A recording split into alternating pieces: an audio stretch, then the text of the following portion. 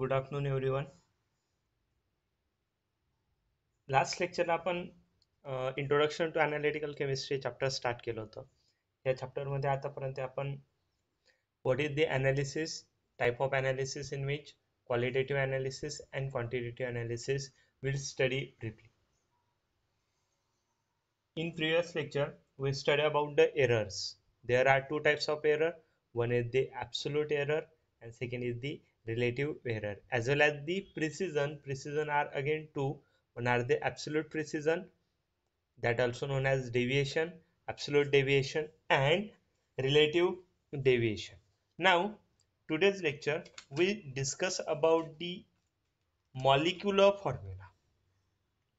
याच्या आधीचा जो टॉपिक आहे सिग्निफिकंट फिगर, हा सिग्निफिकंट फिगर जो आहे हा तुमच्या सिलेबस मधून स्किप करण्यात आलेला आहे. ऍक्च्युली एरर वगैरे टॉपिक पण स्किप केला गेलेला आहे, पण ते एरर्स रिक्वायर्ड आहेत म्हणून ते आपण डिस्कस केले. ओके, सिग्निफिकंट फिगर म्हणजेच काय, तर ज्या काही व्हॅल्युएबल टर्म्स असतात, नंबर्स असतात, यांना म्हणत असतो आपण सिग्निफिकंट फिगर. जिथं झिरोला व्हॅल्यू नसेल तो नॉन सिग्निफिकंट, की ज्या टर्म्सला व्हॅल्यू नाहीत यांना म्हणत असतो आपण नॉन सिग्निफिकंट, आणि जिथं त्या टर्मला व्हॅल्यू आहे त्याला म्हणत असतो आपण सिग्निफिकंट फिगर. फक्त तेवढं जे सिंपल आहे significant figure, that not much more difficult. ठीक आहे, चला मग आपण पुढच्या आणि एक महत्वाच्या टॉपिक कडे जातो. It is the most important. याच्यावर तुम्हाला एक्झामला न्यूमेरिकल्स विचारलेले असतात. Determination of molecular formula.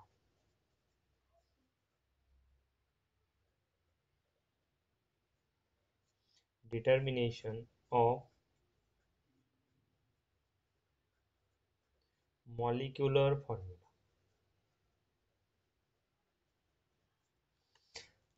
Determination of molecular formula. मग आता मॉलिक्युलर फॉर्म्युला म्हणजे काय, what is the molecular formula? मॉलिक्युलचा जो काही फॉर्म्युला असेल त्याला म्हणायचं molecular formula. Then molecular formula of compound is the formula which indicate actual number of atoms of the constituent element present in that molecule, that known as molecular formula. Then what is the molecular formula? Molecular formula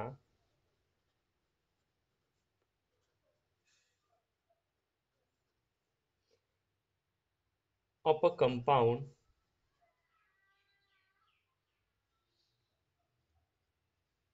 molecular formula of compound is the formula which indicates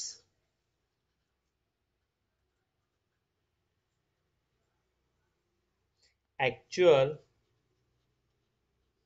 number of atoms present in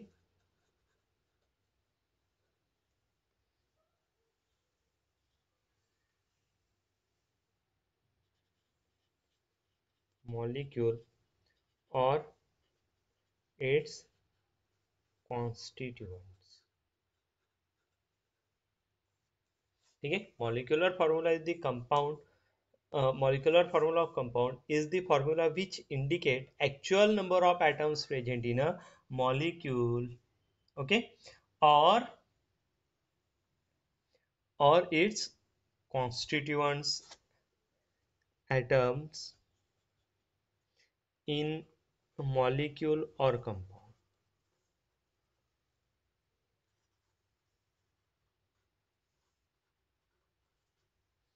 known as molecular formula. मग आता molecular formula कसा असेल? molecular formula म्हणजे काय? For example, suppose few examples, suppose वॉटरचा molecular formula काय is H2O. Okay, वॉटरचा molecular formula काय आहे? H2O. मी जर बेन्झीन घेतलं, बेन्झीनचा फॉर्म्युला काय आहे? C6H6. मी जर फिनॉल घेतला तर फिनॉलचा मॉलिक्युलर फॉर्म्युला काय आहे? C6H5OH. हा झाला त्याचा मॉलिक्युलर फॉर्म्युला. मग मॉलिक्युलर फॉर्म्युला म्हणजे काय, तर याचा फॉर्म्युला जो आपल्याला त्यामध्ये प्रेझेंट असलेले एलिमेंट्स रिप्रेझेंट करतो की त्याचे किती नंबर ऑफ ॲटम्स प्रेझेंट आहेत, त्याला म्हणायचं मॉलिक्युलर फॉर्म्युला. त्याला काय म्हणायचं? Molecular formula. म्हणजे ज्यावेळेस तो मॉलिक्युलर फॉर्म्युला ऑब्टेन करायचा असेल, ज्यावेळेस मॉलिक्युलर फॉर्म्युला ऑब्टेन करायचा असेल, then molecular formula obtain experimentally molecular formula obtain experimentally determined value of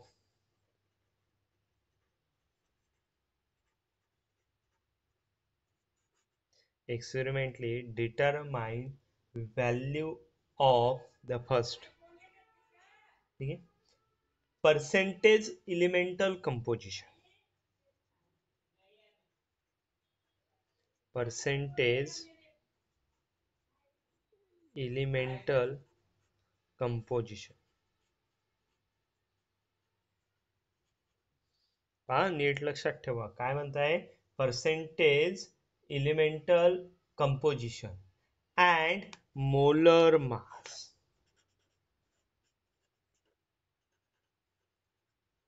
and molar mass या दोघं टर्म्स वरनं काय करू शकतो आपण, मॉलिक्युलर फॉर्म्युला जो आहे हा एक्सपेरिमेंटली ऑब्टेन करू शकतो.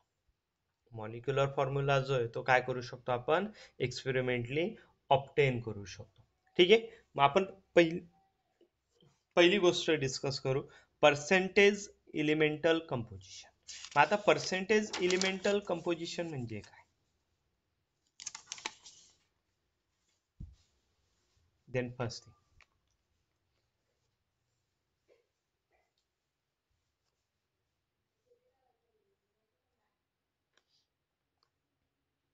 First percentage elemental composition, that also known as empirical formula. या टर्मला दुसरं नाव काय म्हटलं जातं, empirical formula.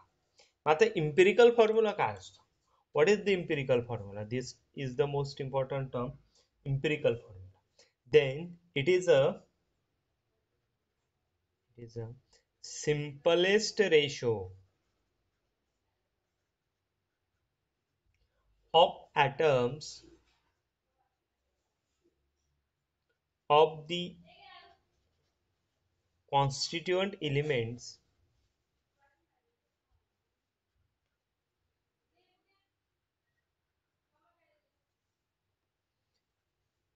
in a molecule is called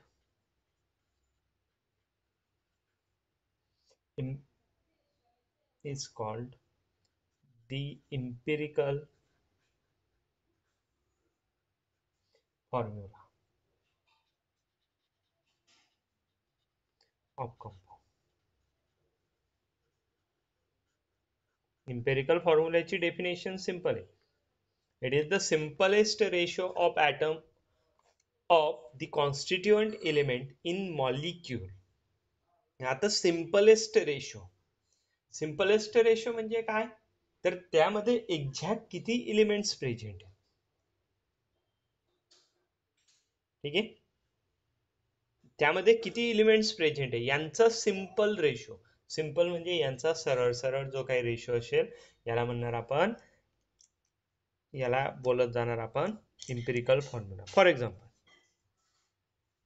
आता मी मागच्या याच्यामध्ये एक एक्झाम्पल घेतलं होतं फिनॉल. फिनॉल फिनॉलचा मी फॉर्म्युला काय लिहिला होता, C6H5OH. आता हा सिंपलेस्ट रेशो आहे का, हा सिंपलेस्ट रेशो आहे का, तर याचा सिंपलेस्ट रेशो म्हणजे काय, तर याच्यामधली संख्या मी रिड्यूस केली की कार्बन किती आहेत 6, हायड्रोजन किती आहेत 6, ऑक्सिजन किती आहे 1. याच्यापेक्षा स्मॉल फ्रॅक्शन होऊ शकतो का याचा? याचा स्मॉल फ्रॅक्शन होऊ शकत नाही. मग याला आपण सिम्पलेस्ट रेशो म्हणणार. C6H6O is the empirical formula for phenol. मी जर ग्लुकोज घेतलं एक्झाम्पल, ग्लुकोज, ठीक आहे, ग्लुकोजचा फॉर्म्युला काय आहे? C6H12O6. किती कार्बन आहेत? 6 कार्बन आहेत. किती हायड्रोजन आहेत? 12 हायड्रोजन आहेत. किती ऑक्सिजन आहेत? 6 ऑक्सिजन आहेत. मी जर याला वेगळ्या फॉर्म मध्ये लिहायचं म्हटलं तर C6H12O6, then carbon is a 1, hydrogen is a 2, oxygen is a 1. मी जर त्याला 6 ने डिवाइड केलं एंटायर टर्मला, स्मॉलेस्ट रेशो काढण्याचा प्रयत्न केला, जर 6 ने डिवाइड केलं तर 6 1 जा 6, 6 2 जा 12, 6 1 जा 6, 1 2 1. या पद्धतीने मी हा फॉर्म्युला काय करू शकतो? पुटअप करू शकतो. What is the empirical formula for glucose? Is a C1H2O1. म्हणजे हा झाला सिम्पलेस्ट रेशो. मग याला कितीने मल्टिप्लाय करा, त्यापासून आपल्याला डिरॉल्ड फॉर्म तयार होते. येते लक्षात? मी जर ऍसिटिक ऍसिड घेतलं, acetic acid formula is CH3C double bond OH. आता मी यातला रेशो काढला, किती कार्बन आहेत? 2 कार्बन आहेत. किती हायड्रोजन आहेत? 4 हायड्रोजन आहेत. किती ऑक्सिजन आहेत? 2 ऑक्सिजन आहेत. तर मी याला ह्या पद्धतीने लिहू शकतो, C1H2O1 लिहू शकतो, कारण की 2 ने डिवाइड केलं तर कार्बनची संख्या 1 येईल, हायड्रोजनची 2 येईल, ऑक्सिजनची 1 येईल. आलं लक्षात? म्हणजे ह्या पद्धतीने काय करू शकतो आपण? त्याचा इम्पिरिकल फॉर्म्युला शोधू शकतो. मग हे झालं इम्पिरिकल फॉर्म्युला. मग what is the empirical formula? Then empirical formula is the simplest ratio of atom. Simple. It is the simplest ratio of atom to of constituent element known as empirical formula. फक्त 3 word लक्षात ठेवायचे. Simplest ratio of element is known as empirical formula. त्याला काय म्हणायचं मग? Simple empirical formula. Empirical formula म्हणजे काय लक्षात आलं मग? तर जो काही स्मॉलेस्ट रेशो आपल्याला लिहिता येईल. फॉर एक्झाम्पल अजून एक एक्झाम्पल जर घेतलं मी, वॉटर. ओके, वॉटरचा फॉर्म्युला काय येईल? H2O. किती हायड्रोजन आहे? 2 हायड्रोजन आहे, 1 ऑक्सिजन आहे. याला अजून स्मॉलेस्ट करू शकतो का आपण? नाही करता येईल, पण तो फ्रॅक्शन मध्ये जाईल. आपल्याला तसं नको, आपल्याला रिअल नंबर हो. तर हा झाला त्याचा empirical formula. Okay, got it? हा, कोणीतरी विचारलंय, so why doesn't divided 6 two. हा जो आहे याच्यामध्ये ऑक्सिजन जो आहे हा 1 नंबर आहे ना.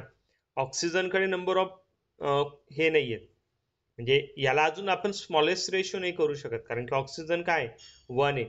त्याला जर 6 ने डिवाइड केला तर मग तो फ्रॅक्शन मध्ये चालला जाईल. म्हणून तसं नाही, आपल्याला एक रिअल नंबर मध्ये सर्व टर्म्स पाहिजे. पण इथं कसं आहे, ह्या ऑक्सिजनकडे पण 6 आहे, ह्या कार्बनकडे पण 6 आहे, ह्या हायड्रोजनकडे पण 12 आहेत, म्हणून आपण त्याला 6 ने divide.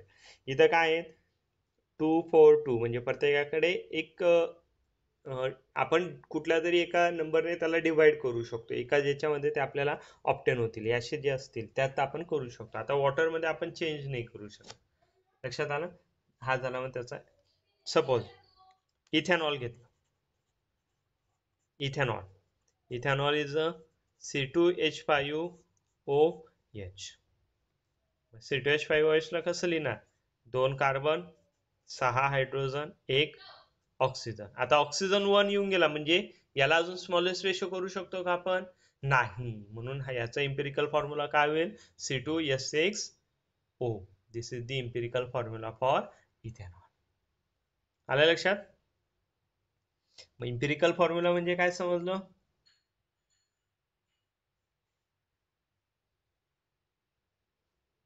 Okay, then next point. कुणाला काही डाऊट नाही ना आता? देन नेक्स्ट, आता molecular formula.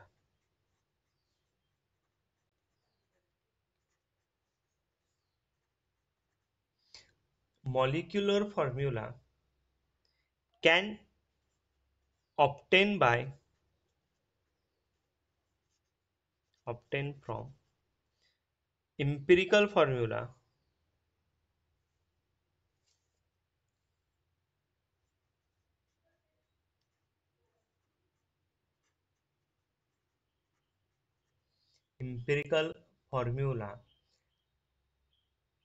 and its molar mass. जर आपल्याला इम्पिरिकल फॉर्म्युला माहित असेल तर आपण त्याच्या वरनं आपण त्याचा मॉलिक्युलर फॉर्म्युला शोधू शकतो.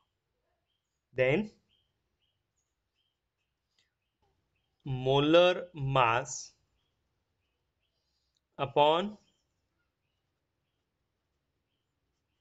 Empirical formula mass. याच्यावरनं आपल्याला आर ची व्हॅल्यू ऑब्टेन होते. R is the coefficient. R जो आहे तो काय असतो, कोएफिशियंट असतो. ओके, आणि त्याच्यावरनं मग आपण आर वरनं मॉलिक्युलर फॉर्म्युला शोधू शकतो. Then molecular formula is equal to R into empirical formula. Molecular formula is equal to R into empirical formula. ठीक आहे. मग पहा, मोलर मास जर आपल्याला नोन असेल, मोलर मास म्हणजे काय, आता सपोज मी जर ग्लुकोज घेतला, ग्लुकोजचा आपण मोलर मास मागच्या चॅप्टर मध्ये कॅल्क्युलेट केलं होतं. कार्बन किती आहे 6, म्हणून कार्बनचं मास 12 इंटू 6. हायड्रोजनचं मास 1 इंटू 12. ऑक्सिजनचं मास 16 इंटू 6 दॅट बिकम 180. म्हणजे त्याचं मोलर मास किती झालं 180. ह्याच पद्धतीने वॉटरचं आपण 18 कॅल्क्युलेट केलं होतं, तर याचं molar mass divided by empirical formula मास. आता इम्पेरिकल फॉर्म्युला मास म्हणजे काय, जर मला हा इम्पेरिकल फॉर्म्युला तयार झाला तर याचंही मास आपण मोलर मास सारखंच काढणार. कार्बन 12, हायड्रोजन 1 इंटू 2, ऑक्सिजन 16, त्याची जी टोटल होईल ती. मग पाहता हा तुमचा मॉलिक्युलर फॉर्म्युला. ठीक आहे. याचं मोलर मास मला माहिती आहे 180 ग्राम आहे. याचं मोलर मास जर काढलं मी 12 + 2 + 16 किती येईल, इट इज अ 30 ग्राम. हा काय झाला मग इम्पिरिकल फॉर्म्युला मास झालाय 30 ग्राम. आणि हे काय झालं तुमचं मोलर मास. मग मोलर मास म्हणजेच किती, that is a 180 divided by 30. किती उत्तर येईल 6. आर ची व्हॅल्यू किती येईल 6 आहे. ठीक आहे. मग त्याचा इम्पेरिकल फॉर्म्युला काय, C1H2O1. Empirical formula is a C1H2O1 into R. R किती आहे 6, म्हणजे याचा फॉर्म्युला काय आला C6H12O6. This is the molecular formula. ह्या पद्धतीने आपण मॉलिक्युलर फॉर्म्युला जो आहे हा डिफाईन करू शकतो, जर आपल्याला त्याचं मोलर मास जर नोन असेल तर. आलं लक्षात. तर molar mass divided by empirical formula मास, त्याच्यावर आपण रेशो म्हणजे आर ची व्हॅल्यू डिफाईन करू शकतो. And that R into empirical formula. जर तुम्ही काही बुक्स मध्ये पाहिला तर इथं आरच्या ऐवजी एन टर्म सुद्धा यूज केली जाते. आरच्या ऐवजी कुठली टर्म यूज केली जाते, स्मॉल एन सुद्धा यूज केली जाते. Small N into empirical formula is equal to molecular formula. हे दोघं फॉर्म्युले जे आहेत, हे एवढे फॉर्म्युले आपल्याला महत्वाचे.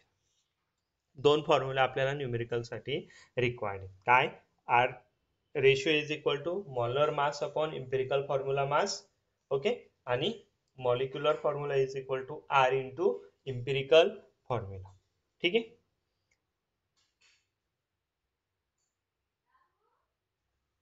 आता आपल्याला पुढची गोष्ट करायची,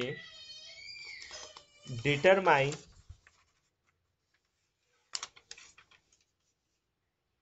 how to determine molecular formula. आपल्याला आता मॉलिक्युलर फॉर्म्युला शोधायचा आहे. ठीक आहे. काय करायचं आपल्याला, मॉलिक्युलर फॉर्म्युला शोधायचा आहे. त्याच्यासाठी काय करावं लागेल, how to determine molecular formula.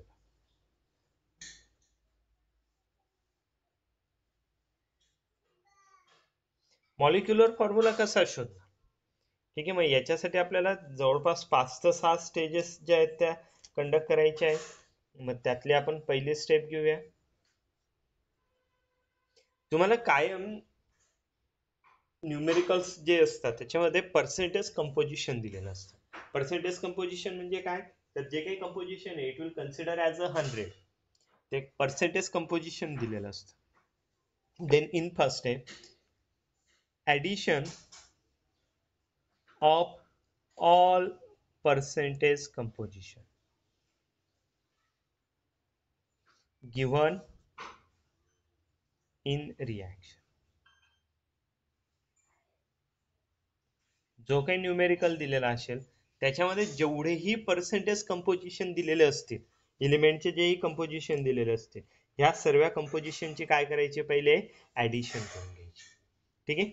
Then if it is less than 100 then consider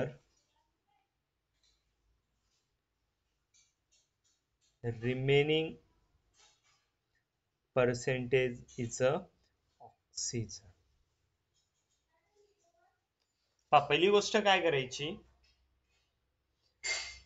जे काही तुम्हाला मास दिलेलं आहे, पर्सेंटेज मास न्यूमेरिकल मध्ये, nitrogen, sulphur, phosphorus, oxygen, what ever it may be, जे जे कंपोजिशन असेल त्या फॉर्म्युल्याचे, त्यांचं तुम्हाला पर्सेंटेज मास दिलेलं असेल. या पर्सेंटेज मासची आधी काय करून घ्यायची, ऍडिशन करून घ्यायची. जर ती ऍडिशन 100 आली तर no problem, but it's less than 100, पण ती जर 100 पेक्षा कमी आली तर जे लेस मास दिलेलं आहे हे काय कन्सिडर करायचं, ऑक्सिजन कन्सिडर करायचं. आता ऑक्सिजनच का, कारण की पिरियडिक टेबलमध्ये सर्वात मोस्ट रिएक्टिव्ह एलिमेंट जो आहे तो असतो फ्लोरीन आणि सेकंड असतो ऑक्सिजन. पण फ्लोरीनची ॲटॉमिक साईज आणि इलेक्ट्रोनिगेटिव्हिटी, ॲटॉमिक साईज स्मॉलर आहे खूप आणि इलेक्ट्रोनिगेटिव्हिटी हायर आहे, म्हणून तो सर्व ज्या रिॲक्शन दाखवतो फ्लोरीनच्या ह्या एक्सप्लोजिव्ह असतं किंवा लो टेम्परेचर रिॲक्शन असतं. म्हणजे त्याच्या रिॲक्शन मिनिमम -20°C पासून स्टार्ट होतं. म्हणून फ्लोरीन हा आपल्याला स्टेबल प्रोडक्ट देत नाही. स्टेबल प्रोडक्ट कुणाकडे भेटतो, तर स्टेबल प्रोडक्ट हे आपल्याला ऑक्सिजनकडे भेटत असतात.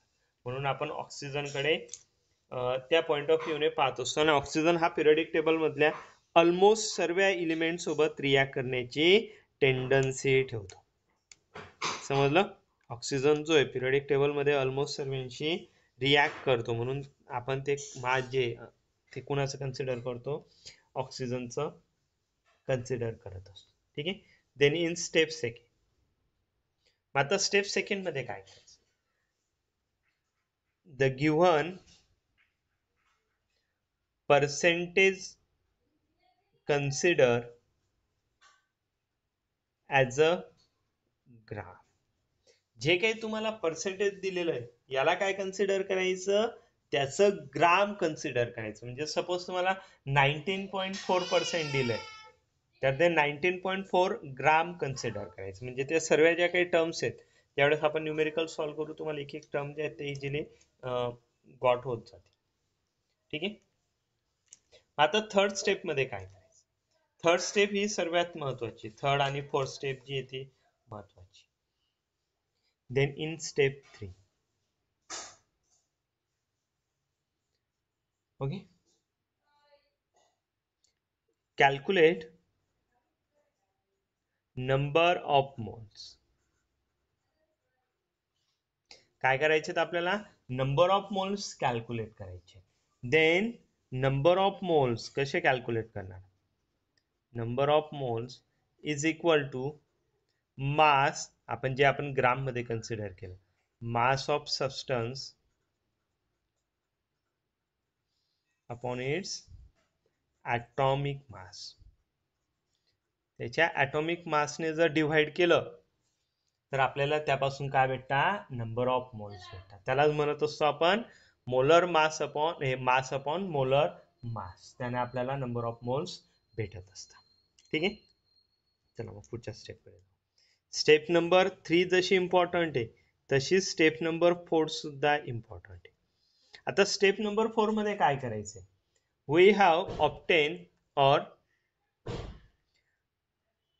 all number of moles are get divided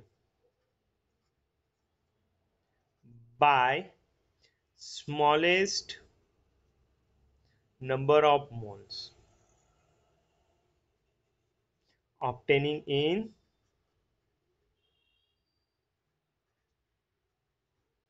step 3. Step 3 मध्ये आपण जे काही व्हॅल्यू काढल्या यांच्यामध्ये जो काही सर्वात स्मॉलेस्ट नंबर ऑफ मोल्स असेल, ह्या स्मॉलेस्ट नंबर ऑफ मोल्सने काय करायचं, ह्या सर्व यांना डिव्हाइड करून टाकायचं आणि त्यापासून आपल्याला एक कोएफिशियंट भेटेल. And obtaining coefficient are the used for writing empirical formula.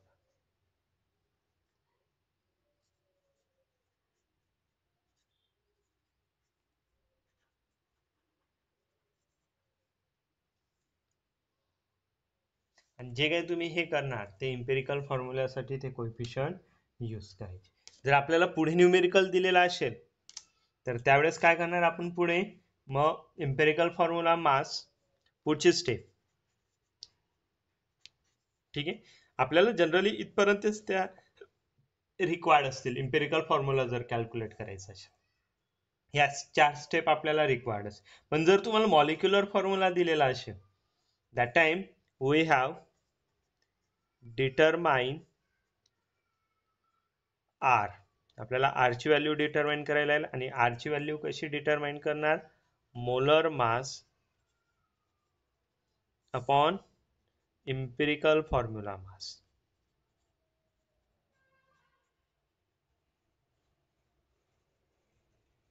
Molar mass upon empirical formula मास वरून आपण R ची व्हॅल्यू डिटरमाइन करणार आणि त्यानंतरच्या 6व्या स्टेप मध्ये आपण मॉलिक्युलर फॉर्म्युला घेणार. Molecular formula is equal to R into empirical formula. आणि ह्या पद्धतीने आपण मोलर मास जे हे काय करत असतो डिटरमाइन. ओके, ह्या पद्धतीने आपण डिटरमाइन करतो. आता जर सपोज सेम जर व्हॅल्यू असतील तर कुठलीही घ्या, आपल्याला फक्त स्मॉलेस्ट नंबर ऑफ मोल्स घ्यायचे. ठीक आहे, चला आपण याच्यावरचा न्यूमेरिकल घेऊ म्हणजे तुम्हाला ऑटोमॅटिकली या स्टेप्स लक्षात येतील. परत एकदा सांगतो काय करायचं. जेवढेही तुम्हाला पर्सेंटेज कंपोजिशन दिलेत यांची ऍडिशन करायची. ती जर 100 आली तर ठीक, जर लेस दॅन 100 असेल तर रिमेनिंग मास कुणाचं कन्सिडर करायचं, ऑक्सिजनचं. जे तुम्हाला पर्सेंटेज मध्ये व्हॅल्यू दिलेले आहेत ह्या पर्सेंटेज मध्ये असतील त्याला सरळ दुसऱ्या स्टेप मध्ये काय करून घ्या, मास मध्ये कन्वर्ट करून घ्या, म्हणजे त्या ग्राम होऊन जातील. म्हणजे 100 ग्रामचं सॅम्पल जे आहे ते आपण कन्सिडर करून त्याचे फ्रॅक्शन्स होते. नंबर ऑफ मोल्स जर कॅल्क्युलेट करायचे असतील तर मास अपॉन ॲटॉमिक मासने आपण नंबर ऑफ मोल्स कॅल्क्युलेट करणार. 4थ्या स्टेप मध्ये काय करणार, तर जो नंबर ऑफ मोल्स स्मॉलेस्ट असेल या सर्व स्मॉलेस्ट नंबर ऑफ मोल्सने इतर नंबर ऑफ मोल्सला काय करणार, डिवाइड करणार. त्यापासून आपल्याला एक पर्टिक्युलर कोएफिशियंट भेटेल आणि तो कोएफिशियंट जो आहे तो आपण इम्पेरिकल फॉर्म्युलासाठी त्या एलिमेंटसाठी रिप्रेझेंट करू. त्यापासून आपल्याला इम्पेरिकल फॉर्म्युला तयार होईल. आणि जर आपल्याला मॉलिक्युलर फॉर्म्युला शोधायला लावला असेल तर त्यावेळेस आपण मग मॉलिक्युलर मास तुम्हाला दिलेलं असेल, गिव्हन असेल किंवा डेन्सिटी दिलेली असेल आणि त्याच्यावरनं तुम्हाला त्याचं मोलर मास कॅल्क्युलेट करावा लागेल आणि मोलर मास वरनं आपण मोलर मास जे दिलेलं असेल त्याच्यावरनं आपण काय करणार, मग पुढचं हे शोधणार. ठीक आहे, मोलर मास त्याच्यावरनं मग आपण काय पुढची व्हॅल्यू याची शोधणार, इम्पेरिकल फॉर्म्युला मास आणि त्याच्यावरनं मग molecular formula is equal to R into empirical formula. ह्या पद्धतीने आपण ते डिटरमाइन करणार. ठीक आहे, चला इथपर्यंत समजलंय, कोणाला काही doubt?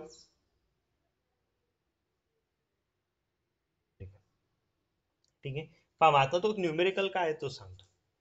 An organic compound containing oxygen, carbon, hydrogen and nitrogen. Oxygen, carbon, hydrogen and nitrogen contains 20% carbon, 20%, hydrogen 6.7%, nitrogen 46.67%.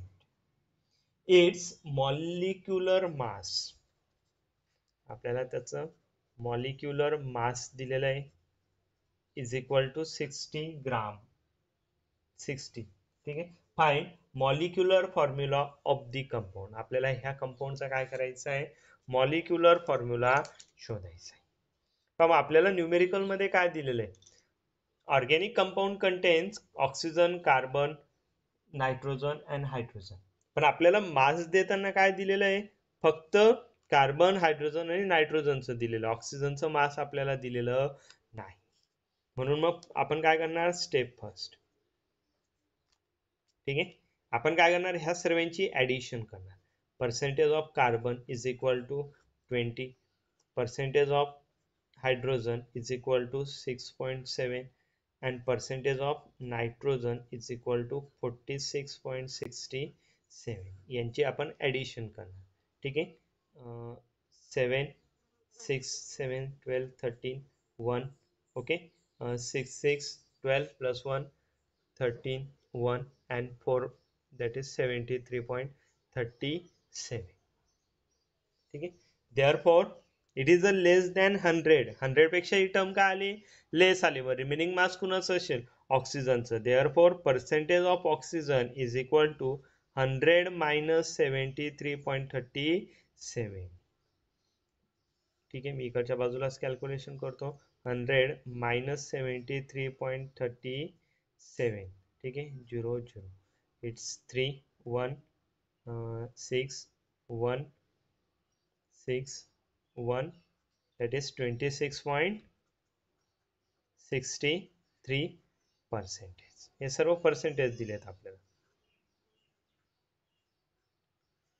Okay, म्हणजे ऑक्सिजन. आता कुणाला काही डाऊट ऑक्सिजनच्या स्टेप मध्ये, ऑक्सिजनचं मास कसं काढलं, कुणाला काही डाऊट नाही? ठीक आहे, चला आपण पुढे जाऊया. आता स्टेप सेकंड मध्ये काय करायचं आपल्याला, त्याच्या ज्या व्हॅल्यूज आहेत त्या ॲज इट इज कन्सिडर करायच्या आहेत. म्हणजे पर्सेंटेज ऑफ कार्बन जो दिलेला आहे त्याला मला कन्सिडर करायचं आहे 20 ग्राम, जे त्याचं पर्सेंटेज आहे. हायड्रोजन इज कन्सिडर, मी एक स्पेस देऊन लिहितो, hydrogen is consider as a 6.7 gram. Okay, nitrogen consider as a 46.67 gram. Okay, and last oxygen, oxygen is equal to 26.63 gram. काय केलं न्यूमेरिकल मध्ये, जे काही आपल्याला पर्सेंटेज कंपोजिशन दिले त्यांची मी ऍडिशन करून घेतली. आपल्याला कार्बन दिला आहे, हायड्रोजन दिला आहे, ऑक्सिजन नायट्रोजन दिला, 26.7 46.63, टोटल किती आले, 73.37. इट इज नॉट द 100, कारण की पर्सेंटेजचा मिनिंग काय होतो, 100, पण ही टर्म 100 आली का, नाही. तर याच्यामध्ये काय, रिमेनिंग ऑक्सिजन, म्हणून 100 मधून ती टर्म वजा केली, जी आपल्याला टोटल दिलेली आहे. रिमेनिंग मास कुणाचं आलं, ऑक्सिजन, दॅट इज 26.63%. आता हे पर्सेंटेज मध्ये मी त्यालाच काय करून घेतलं, सरळ ग्राम मध्ये लिहून घेतलं. मी काहीच बदल केलेला नाही, ज्या व्हॅल्यू ऍज इट इज आहेत तशाच्या तशाच घेतल्या आहेत, आपण त्यात चेंज केलेला नाही. आता पुढच्या स्टेप मध्ये काय करायचं आपल्याला, इन थर्ड स्टेप, आता मी इथं वरच्या बाजूला लिहून घेतो, तीच स्टेप 3. आपल्याला यांच्या ॲटॉमिक मासेसने डिव्हाइड करायचे. ठीक आहे, मग मी इथं ॲटॉमिक मासेस लिहून देतो. Then hydrogen having atomic mass 1, atomic masses हे कॉमन आहेत, हे बदलत नाही. ओके, तुम्हाला न्यूमेरिकल मध्ये दिलेले असतात. Nitrogen is equal to 14, carbon is equal to 12 and oxygen is equal to 60. हे ऑलरेडी तुम्हाला न्यूमेरिकल मध्ये गिव्हन डेटा असतो, आणि जर नसेल दिलेला तर ते आपल्याला नोन पाहिजे, तर ते त्यांचे ॲटॉमिक मासेस आहेत. मग आता काय करायचं पुढच्या स्टेप मध्ये, जे तुम्हाला मास दिलंय, मास अपॉन ॲटॉमिक मास करायचंय. मग आता कार्बनचं मास दिलंय 20, त्याचं ॲटॉमिक मास आहे 12. 6.7 हायड्रोजनचं मास आहे 6.7, त्याचं ॲटॉमिक मास हायड्रोजनचं किती आहे 1, म्हणून त्याला डिवायडेड बाय मी काय केलं 1 केलं. नायट्रोजनचं मास किती दिलंय 46.67, त्याला डिवायडेड किती करायचं आहे 14. ऑक्सिजनचं दिलेलं आहे 26.63 डिवायडेड बाय 16. समजलं? Got it?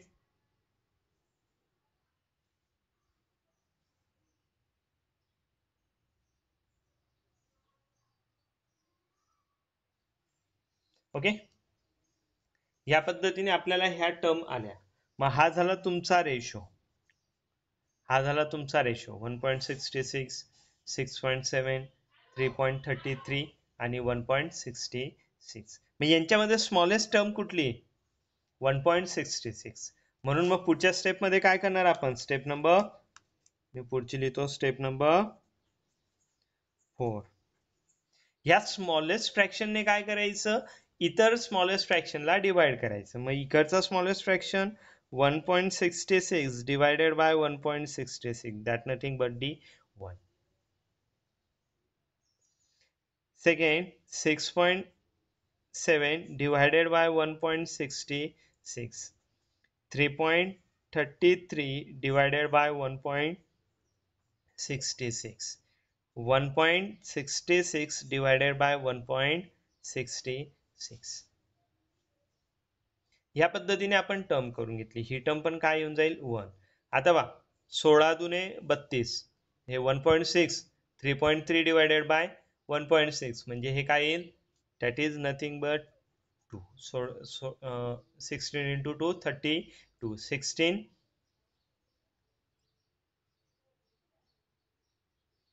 6.7 divided by 1.6, 67 divided by 16 करा.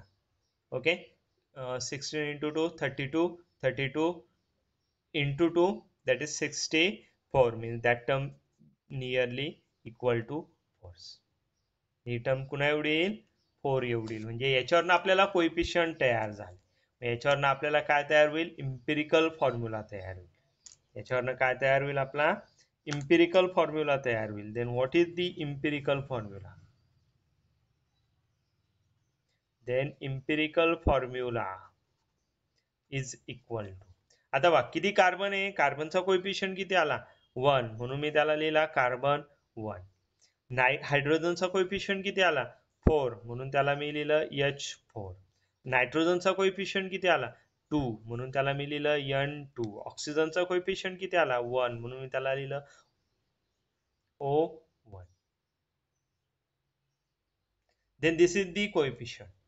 ठीक आहे, स्क्रीन दिसत नाही म्हणजे काय होतंय नेमकं? ओके, मग त्याच्यावरनं आपल्याला इम्पेरिकल फॉर्म्युला भेटला C1H4N2O. This is the empirical formula for this compound. ठीक आहे, आता आपल्याला पुढचा टास्क काय करायचं आहे? इम्पेरिकल फॉर्म्युला मास कॅल्क्युलेट करायचं. काय करायचं आहे? इम्पेरिकल फॉर्म्युला मास. ते कसं कॅल्क्युलेट करणार?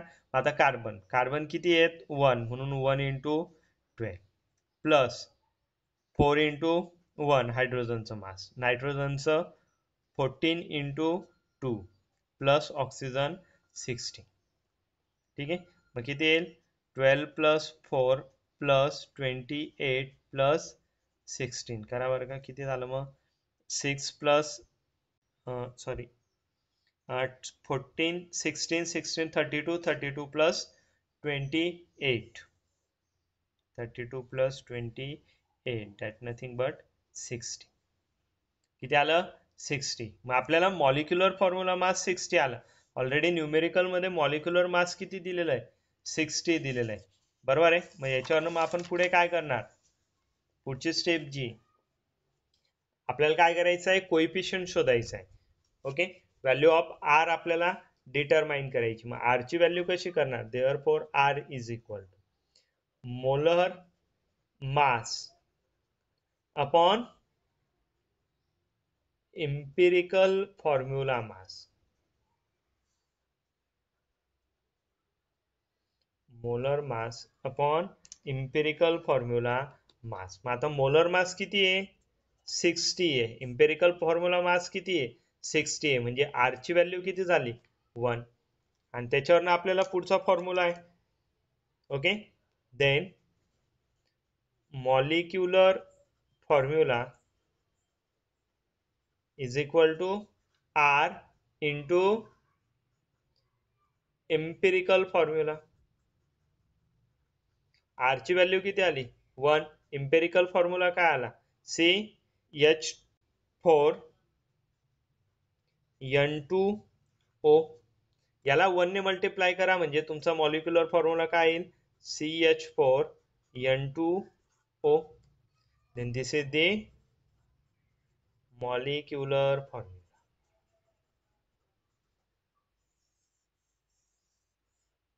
ही टर्म काय असेल, तुमची मॉलिक्युलर फॉर्म्युल्याची टर्म असेल. आणि ह्या पद्धतीने काय करणार आपण, मॉलिक्युलर फॉर्म्युला जो आहे न्यूमेरिकल मधून तो आपण डिटरमाइन करणार. या पद्धतीने काय करणार आपण न्यूमेरिकल मधून मॉलिक्युलर